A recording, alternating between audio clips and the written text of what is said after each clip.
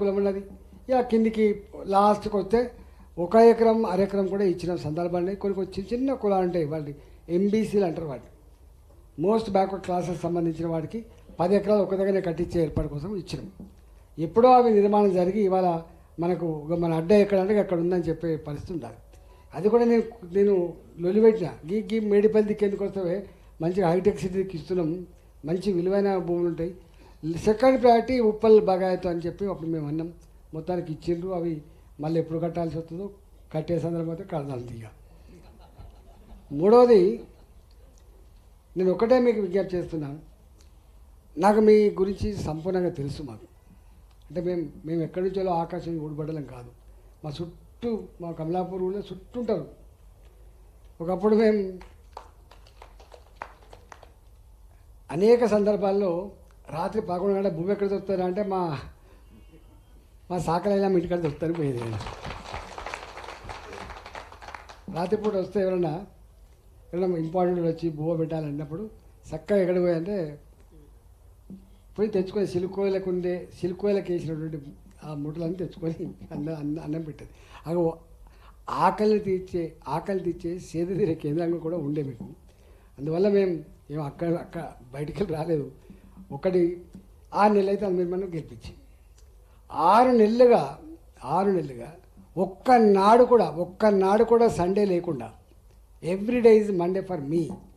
Every day ఒక 3 నెలలు హైడ్రా కోసం కొట్లాడినా. పేదల ఇల్లు కూల్చివేసి హక్కునికి ఎవడిచ్చిందా అని చెప్పి కొట్లాడింది 3 నెలలు. అది కొట్లాడినాం. మళ్ళా కాగానే మూసినది పక్కబడి కొట్లాడినాం. మళ్ళీ ఇలా బాలాజీ నగర్ గుడిసెలో లేకపోతే ఇల్లు కూలగొడతా అంటే పేదలు పాపం 50 గజాల్లో 60 గజాలు ఎవడు ఉంటాడండి నిజంగా. ఇవాళ నేను పోయి ఉండను, మూసినది పక్కబడి ఉంటాను. నేను నాకు 2 ఎకరాలు ఇస్తే కూడా బాలాజీ నగర్లో ఉండాలంటే ఎంత దుఃఖం ఉంటుండాలి. ఆ వాసనకి, ఆ మొత్తం పారే పురులకి, ఆడొచ్చే రోగాలకి, ఆ బోర్లు ఎత్తే వచ్చేటువంటి విషపు నీళ్లకు అసలు మనిషే బతకలేడు. ఎవరుంటారు బాలాజీ నగర్ అంటే పేదోళ్ళు అడ్డది.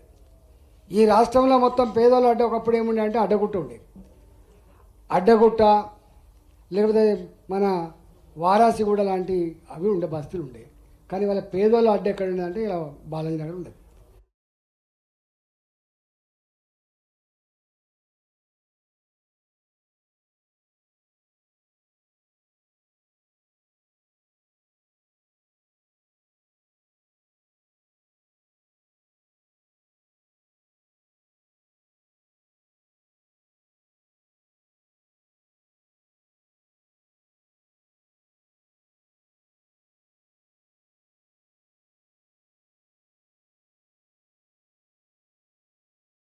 వచ్చి నీకు పర్మిషన్ లే అంటాడు వాడు, నీకు ఇది లే అంటాడు వాడు, కూలగొట్టిపోయింది. అంటే వచ్చినప్పటి నుంచి చూస్తున్నాను నేను 6 నెలలుగా నిరంతరంగా హైడ్రా చెరువుల పక్కబంటే ఎవరు కట్టుకుంటారండి. ప్రతి 5 ఏళ్ళకో 6 ఏళ్ళకో వరదలు వచ్చినప్పుడు కూడా మునిగిపోతే కూడా అలానే ఉంటాం మనం.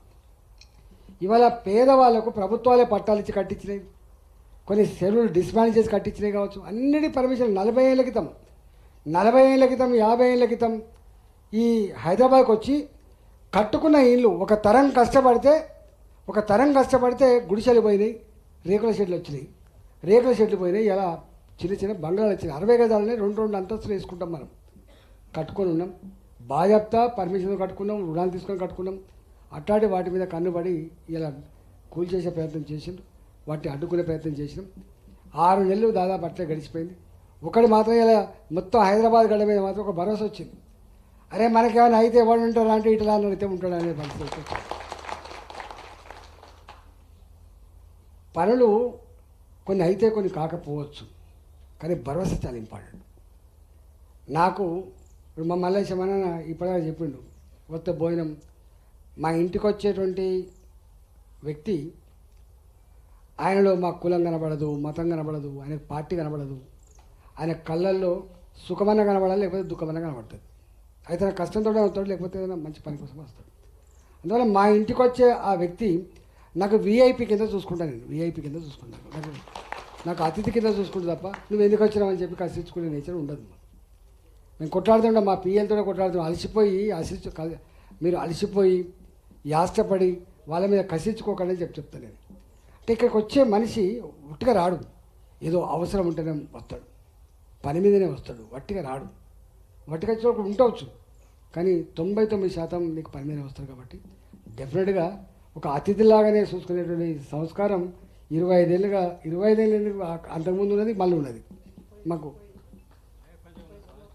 కాబట్టి మీరు ఎప్పుడైనా మంచిగా రావచ్చు, మీ పనుల మీద మీరు రిప్రజెంట్ చేయొచ్చు. డెఫినెట్గా ఒక్కటి మాత్రం చెప్పగలుగుతున్నాం, గుర్తుపెట్టుకోండి. అనేక ఎత్తుపల్లాలు చూసినాం మేము ఉద్యమాలలో ఉన్నప్పుడు. టైం అయిందా? పోదాం.